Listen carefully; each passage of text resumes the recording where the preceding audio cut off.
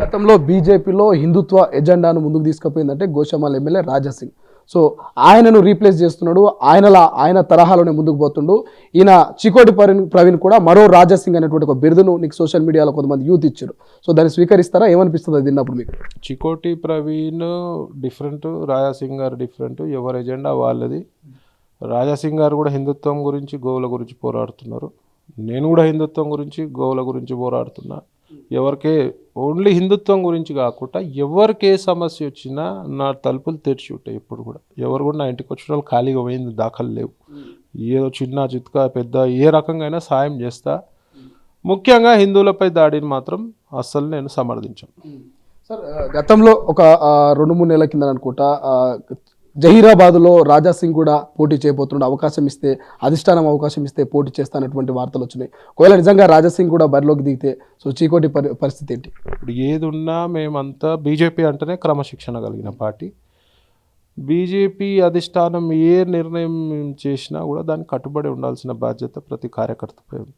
So BJP అధిష్టానం నన్ను గుర్తిస్తుందని నేను అనుకుంటున్నా, గుర్తించి టికెట్ ఇస్తుందని అనుకుంటున్నా. లేదన్నా కూడా బీజేపీకే నేను పనిచేస్తా. ఎవరికి ఇచ్చినా బీజేపీలో మనం పనిచేయాల్సింది. సో ఈ ప్రశ్న చాలా మంది అడుగుండొచ్చు, కానీ చీకోటి ప్రవీణ్ బీజేపీలో చేరాడంటే కేవలం కేసుల కోసము, ఇక కేసుల నుంచి తప్పించుకోవడం కోసమే చేరడం అనేది గత ప్రశ్న.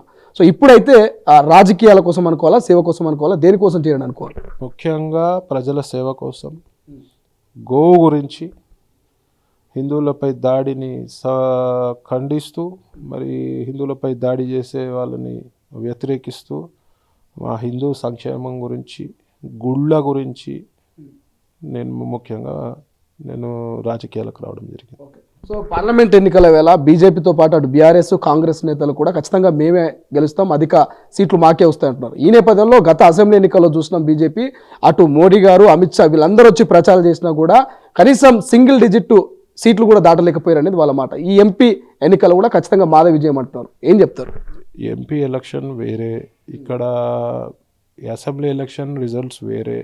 ఒకటి అసెంబ్లీలో కూడా మేము బాగా పుంజుకున్నాం అసెంబ్లీ ఎలక్షన్లో. కానీ ఇప్పుడు పార్లమెంట్ ఎలక్షన్స్ వచ్చే వరకు ప్రజలంతా కూడా మీకెందుకు, ఈవెన్ కాంగ్రెస్ వాళ్ళు, బీఆర్ఎస్ వాళ్ళు కూడా సెంట్రల్లో మోదీ గారు ఉండాలని కోరుకుంటున్నారు. బీజేపీ ఉండాలి, అప్పుడు కానీ దేశానికి పూర్తిగా రక్షణ ఉండదని. మోదీ గారు ఉంటేనే పూర్తి రక్షణ. అట్లాంటి నాయకులు కూడా ఉన్నారా? అంటే వేరే పార్టీలో ఉండి బీజేపీ గెలవాలని వాళ్ళు ఉన్నారా? 100% ఉన్నారు. సరే బహిరంగంగా చెప్పలేరు కానీ వాళ్ళు 100%. ఇప్పుడు బీఆర్ఎస్ వాళ్ళు కూడా చెప్తున్నారు కదా, ఎక్కడేమున్నా సరే సెంట్రల్ మోదీ గారు ఉండాలని చెప్పి. డెఫినెట్గా మోదీ గారు, బీజేపీ అత్యంత పెద్ద మెజారిటీ తోటి, చాలా సీట్లతోటి ఈసారి ఒక రికార్డు నమోదు చేయబోతుంది. గత అసెంబ్లీ ఎన్నికల్లో మీ ఎంపీలు కావచ్చు, సిట్టింగ్ ఎమ్మెల్యేలు కూడా ఓడిపోయినటువంటి సందర్భం. సో ఎట్లా పార్టీని ఎట్లా ముందుకు తీసుకొస్తారు? ఎంపీ ఎన్నికల్లో ఎట్లా మెజారిటీ ఆఫ్ సీట్లను గెలుచుకోబోతున్నారు? అక్కడ ఏమేమి తప్పులు చేసినామో సరిదిద్దుకొని, ప్రజలకి ఎక్కడ మేము మైనస్ అవుతున్నామో, ప్రజలకు ఎక్కడ నమ్మకం కలుగుతలేదో అక్కడ మేము మా నమ్మకాన్ని తీసుకొస్తూ మరి పార్లమెంట్ ఎలక్షన్లో ముందుకు పోతాం. సో అంటే చీకోటి ప్రవీణ్కు రాజకీయంగా ఎటువంటి అనుభవం లేదు. ఒకవేళ ఎంపీ టికెట్ ఇస్తే ప్రజలకి ఎట్లా పోతారు, ఎట్లా గెలుస్తారు, ఏం చెప్తారు? మొన్న నేను ఆల్మోస్ట్ 20 నియోజకవర్గాలు తిరిగిన. ప్రజలందరూ కూడా బ్రహ్మాండంగా నన్ను రిసీవ్ చేసుకున్నారు.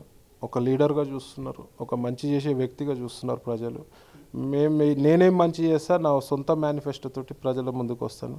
అలాగే సెంట్రల్ నుంచి ఏ అయితే స్కీములు వస్తున్నాయో, మీకు విషయం తెలియదు, స్కీములు వాడుకోవడంలో నార్త్ ఇండియా టాప్ ఉంది. సౌత్ ఇండియాలో అంటే ఇక్కడ ఉన్న పాలకులు ఆ స్కీమ్లని రానియకుండా చేస్తారు.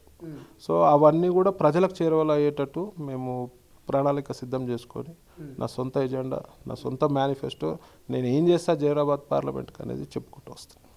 సో ఇప్పటి వరకు బీఆర్ఎస్ నాయకులు అంటే గత పాలకులంతా కూడా కేంద్ర ప్రభుత్వం ఇచ్చినటువంటి ఏవైతే స్కీములు ఉన్నాయో ఆ స్కీమ్లో అటువంటి సబ్సిడీలు అవన్నీ కూడా మాయ అంటూ చెప్పుకున్నటువంటి సందర్భాలు. సో ఎందుకు స్కీమ్ని ప్రజల్లోకి తీసుకువెళ్ళడం విషయంలో బీజేపీ ఫెయిల్ అయిందా, లేకపోతే పాస్ అయిందంటే ఏం చెప్తారు? మ్యానిపులేట్ చేశారు ఇక్కడ ఉన్న బీఆర్ఎస్ గవర్నమెంట్. ఇప్పుడు ఈసారి ఆ మ్యానిపులేట్ కాకుండా మేము పకడ్బందీగా సోషల్ మీడియా ద్వారా, మెయిన్ స్ట్రీమ్ మీడియా ద్వారా ప్రజలకు మేము ఇచ్చే స్కీమ్స్ అన్ని కూడా ఎక్స్ప్లెయిన్ చేస్తూ, మరి స్కీమ్స్ ఇస్తుంటే వాడుకునే పరిస్థితి లేదు ప్రజలకి, అంటే అవగాహన లేకుండా. నేను ఒక జైరాబాద్కి నేను ఒకవేళ ఎంపీగా అయితే నేను సపరేట్ కమిటీలు వేసి ప్రతి ఒక్క స్కీమ్ని ప్రతి ఒక్క ఇంటికి చేరే విధంగా నా యొక్క కమిటీ మెంబర్లు కానీ మిగతా కార్యకర్తలు కానీ వాళ్ళకి ప్రజలకి అందుబాటులో ఉంటారు.